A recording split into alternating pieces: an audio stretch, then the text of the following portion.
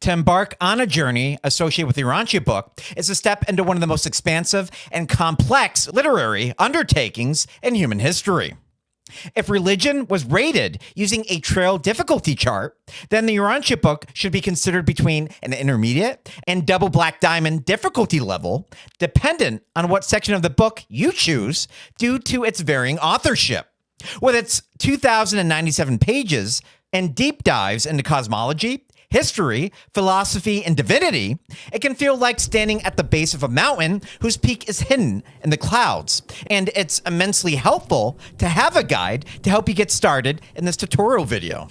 Thankfully, this video will focus on what matters to get started. And it will bypass the history of the Urantia Book entirely, since by choosing this video, you have already decided to start reading this massive text. This guide is designed to act as your base camp. My name is Dr. Adam Russo, and we will try to make this journey as pain-free as humanly possible, given these texts' alien origins. We will begin by exploring the wealth of free resources available to you, then pivot to a non-traditional reading strategy that has helped thousands of readers find their footing. And finally, we will discuss the mental and spiritual tools you will need to navigate this profound text. The Open Door Free Online Resources. The beauty of the Urantia Book in the modern era is that it is more accessible than ever before. The book itself lost its international copyright in 2006, which opened up the floodgates of websites, applications, and community forums that can help you along the way, making reading this text far easier. The best part about the Urantia Book Prospecting Reader is that you do not need to spend a single cent to begin your study. Because the book is in the public domain in many jurisdictions and is supported by several nonprofit foundations, the digital ecosystem surrounding it is robust and welcoming to anyone with an internet connection. Despite this, most people still prefer official multimedia from digital marketplaces such as Amazon, where you can get the nice digital index version currently for $4. The audiobook can be pricey at over $20 from the same site. But remember, they have to pay a narrator and recording company to do all of this. Kindle authors such as myself literally set our own prices, making digital versus audio releases far less expensive. And at $4 for the Kindle version, the Urantia Foundation is not looking to get rich off of your efforts. However, even for an audio MP3 version, you do not have to pay a red cent if you go to the right reputable sources. The first place most seekers land at is the Urantia Foundation website.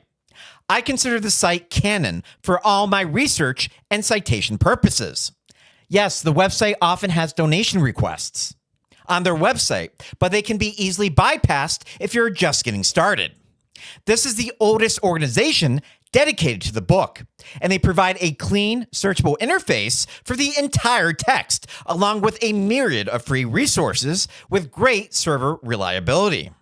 The Urantia Foundation was the original intended publisher and promoter of this text. This is an excellent resource for those of you who like to study topically. If you find yourself curious about a specific concept, say the Supreme Being or the Seven Master Spirits, their search engine allows you to see every instance those terms appear throughout the entire book. This foundational resource ensures that you always have the text in your pocket. I recommend potential scholars staying away from exact match queries and simply selecting any search words with 2 to 5 words you will think might trigger the passage that you are looking for. If you get really ambitious, they offer free and paid-for resources such as an online school, seminars, resources, and study material. But trust me when I say that you, by yourself, want to discover the Urantia Book on your own. And then, after you do all of that, perhaps look at someone else's perspective on the text. Remember, perceptions may vary, even with yours truly. Another vital resource is the Urantia Book Fellowship. When it comes to credibility, they should be considered a close second to the Urantia Foundation beginning in 1939, as the original 74 members to study the Urantia papers, becoming the Urantia Brotherhood in 1955, and of course, renamed the Fellowship in 1989. They offer a variety of study aids, including the Journey magazine and links to local study groups. For many, the text is so dense that it requires a community to help unpack it. The fellowship helps bridge the gap between solitary reading and communal understanding. They are typically great to find more of a colorful history on the book itself, along with materials you will not find anywhere else. They also offer a hybrid audio and text version of the book, but for continuity purposes, most people still choose the nominal paid options. For those of you that prefer audio, there are several high-quality free audiobooks available on platforms like YouTube and through dedicated Urantia apps. The aforementioned organizations most certainly do as well, but YouTube offers an easier-to-retrieve format for most Android, iOS, and Windows devices that is far more entertaining. With the advent of artificial intelligence, these content creators have been making remarkable material for new aspiring readers to exhibit pictographical representations to make the first time reading the text easier to digest. For an AI-generated read-along, I highly recommend my friend's channel, which is called Eureka Epoch. For a vast array of narratives that satiates many of their subscribers. Urantia TLDR, that is, Too Long Didn't Read, can be found on Hubcast and looks like a new subscription-based platform that has quality material and some classic channels such as the podcast The Spirit of Truth and the UBN study group, which is always satisfying to Urantia Book devotees. Listening to the text can be a radically different experience than simply reading it. The cadence of the language is often described as revelatory and symphonic, and hearing it spoken aloud can help you absorb the complex terminology without getting tripped up by the spelling of names like Melchizedek or Ensa. Unfortunately, I do way too much listening for a living to begin with. And I, for one, am a reader and not a listener, and enjoy my time with the text using my e-reader at night, and of course the countless times I read passages on the Urantia Foundation's website for research purposes. Lastly, there are interactive tools like the Urantia app and Urantia mobile apps available for both iOS and Android. Similar apps allow you to bookmark, highlight, and cross-reference papers. But I will highlight that I've had some really bad luck with similar apps in the past, associated with bugs, a limited interface, and compatibility issues. So I apologize in advance if these companies offer similar issues, since I have not tried them in quite some time. The last one that I tried downloading, I needed an older version of Android to make it work. Now, does that make sense? Some apps even include a daily quote feature, which is the perfect way for a new reader to get a microdose of the book's wisdom without feeling overwhelmed by its sheer volume. Now, if you have luck with a certain application, please share your experiences in the comments below. The strategic entry, starting at the end.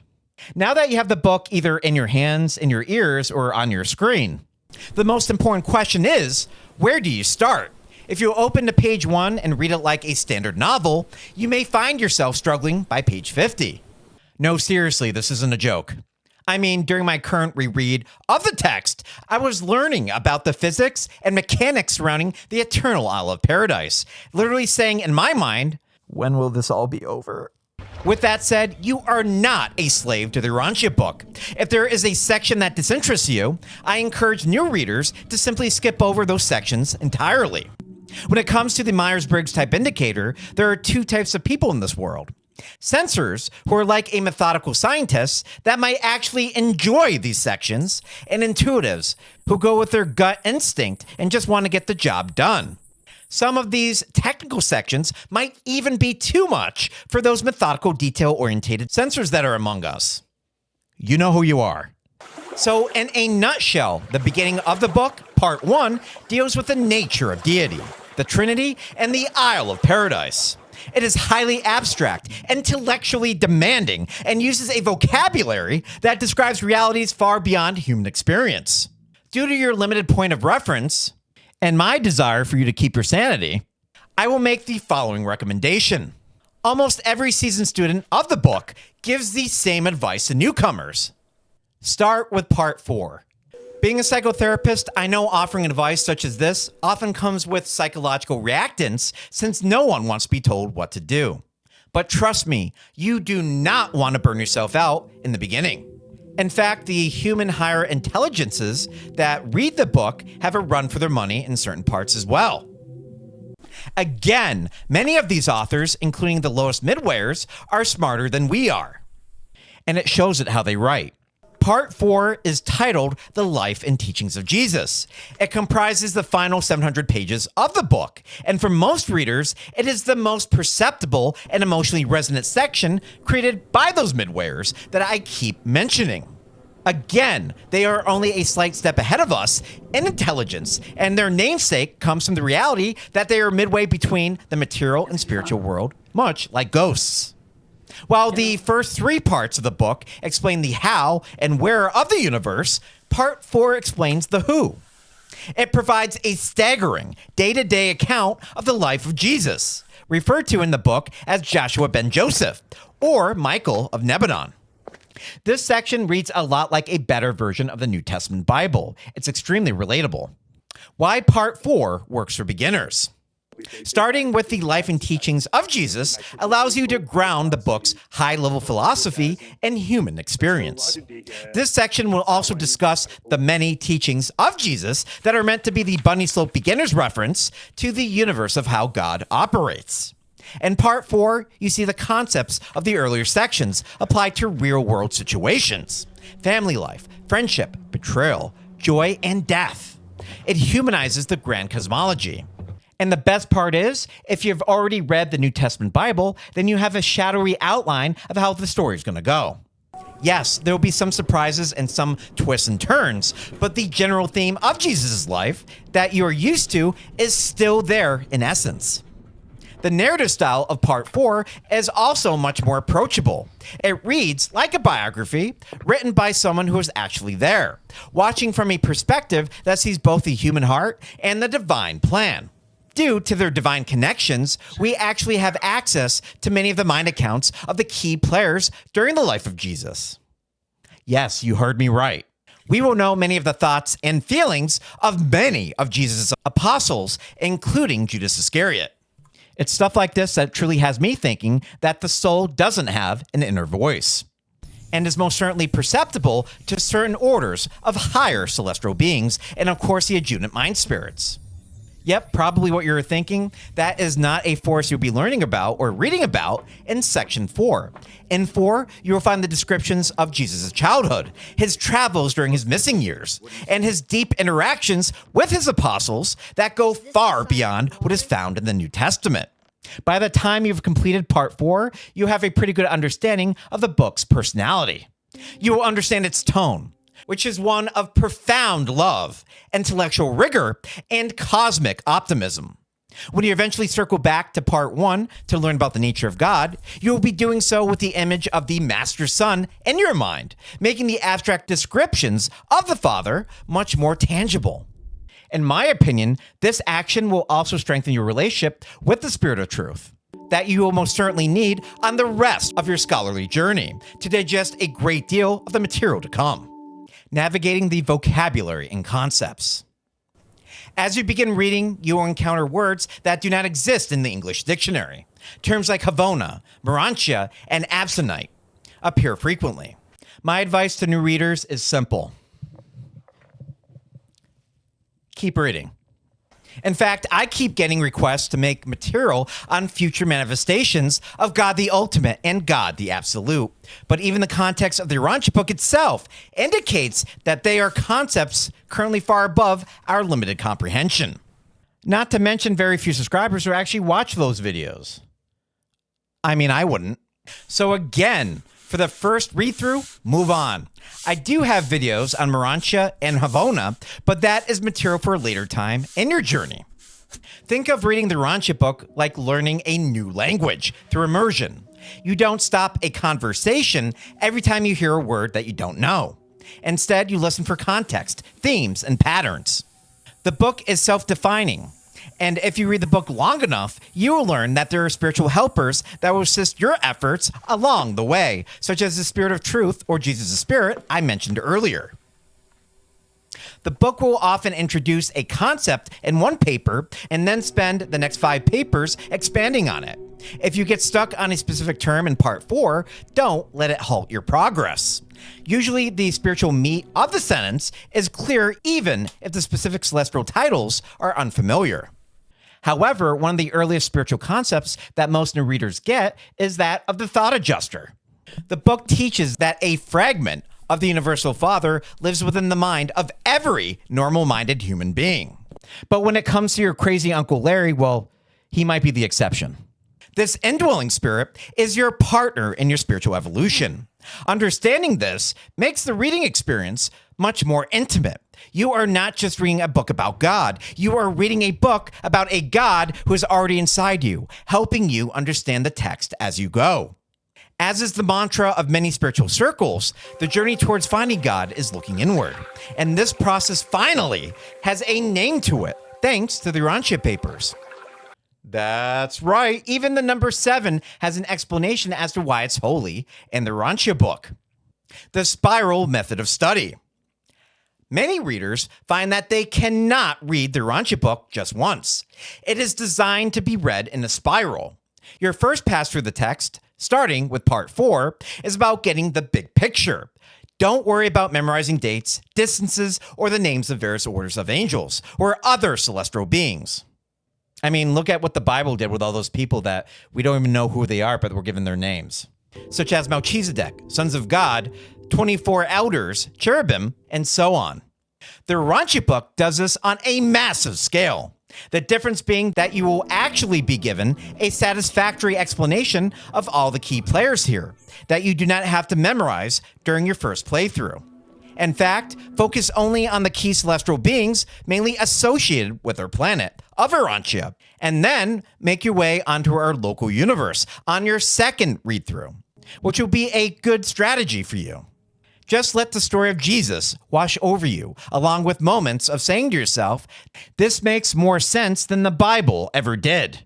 On your second pass during your first playthrough, you, the reader, might choose to meander to part 3 if you want a slow, gradual increase of difficulty, which is called the History of Urantia. This section explains the evolution of our planet, the rise of civilization, and the various spiritual interventions that have shaped our history. Because you've already read the life of Jesus, you will see how his mission was the climax of thousands of years of preparation. Some of the scientific claims and circumstances are likely also already familiar to you due to the books on biology and human evolution that we have all read in high school. Think of life carriers as being another entity that helped create us. Their role is almost like a scientist farmer, and they most certainly have a lot to say about our development and can get a little technical at times, being slightly more intelligent than midwayers. But don't worry, if you like the culture of horse racing, you'll love how these guys describe us along with their own breeding practices. Finally, you move on to parts 1 and 2, the most celestial and philosophical sections. By this time, your spiritual muscles will be strong enough to handle the heavy lifting of paradise-level cosmology. This spiral approach prevents burnout and ensures that you are always reading at a level that matches your current understanding. Practical tips for the long haul. All right, with that said, here's some practical advice for the long haul associated with how to read the Urantia Book. Again, it's a 2,000-page document and roughly 1 million words. It's going to take some time. Number 1, read in small doses. This is not a beach read. Sometimes 3 pages of the Urantia Book contain more information than an entire volume of modern philosophy. Perhaps it's because it's missing all those citations. Give yourself permission to read just one paper at a time, or even just a few sections within a paper. If we remove all the researching that I do day to day on this channel, for pleasure only, I read the Urantia Book for roughly 15 to 20 minutes per night before I go to bed with my Kindle that makes things a lot easier. But I'll admit that this number exponentially increases when I'm on vacation. So as a side note here, you do not want to buy the paperback edition of this text. No, really, I'm looking at you shaking your head right now. No, you don't want to buy it. It weighs over 3 pounds for the index version and is not a light read, pun intended. All right, number 2, keep a journal. You will have questions, lots of them. Write them down. You will often find that a question you might have with paper 121 is answered directly in paper 140. At least when it comes to my channel, I will try to answer at least one brief question that you might have per one of my long videos that are posted as a thank you for helping the algorithm to promote the channel. As the channel grows, this will likely be harder to do. If there are a lot of questions, there are community forums and even classes that you might want to take to make things a little bit easier. All right, number 3, don't feel compelled to believe. The book itself asks you to use your spiritual insight, celestial helpers, and reason to ascertain your own individual truth. It is the beautiful thing about what you will be learning concerning God the Supreme. Despite truths being universal, perspectives and meanings associated with each truth may vary from person to person, which is the very reason why we are here in the first place. You don't have to accept everything as being literal truth on day one, and nor should you. The Urantia Book is not, I repeat, is not written by the hand of God themselves, just his divine family members. Approach it with an open mind and see if its concepts resonate with your own experience of time and space reality. All right, number 4, look for the fruits of the Spirit. The ultimate test of the book is not whether you can explain the architecture of the local universe, but whether reading it makes you more of a loving, patient, and service-oriented person. Information you are meant to have will be carried with you. Information you can learn at a later time is just another excuse to read such an inspiring text a second time. Ultimately, all spiritual winners will have access to all the infinite knowledge that they will ever want, lifetimes from now. So, of course, there's time. I have wonderful subscribers that often tell me how they learned something new after reading the text for 10, 30, and even 50 years later, and also through listening to my interpretations via viewing this very channel. The Urantia Book is a lifetime companion. By starting with the accessible, beautiful narrative of Jesus' life and utilizing the vast array of free digital tools available, you are setting yourself up for a journey that won't just inform your mind, but will also transform your soul, making the world around you just make a little more sense. Don't worry, you are not alone. If you are kind enough to subscribe to my channel, I will do my best to provide compelling context to supplement your own spiritual awakening on a weekly capacity.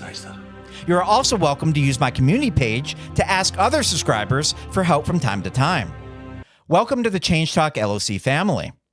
And we will try to assist your efforts when we can. Service to others, after all, is what our future lives is all about. And of course, welcome to the first page of your next great adventure.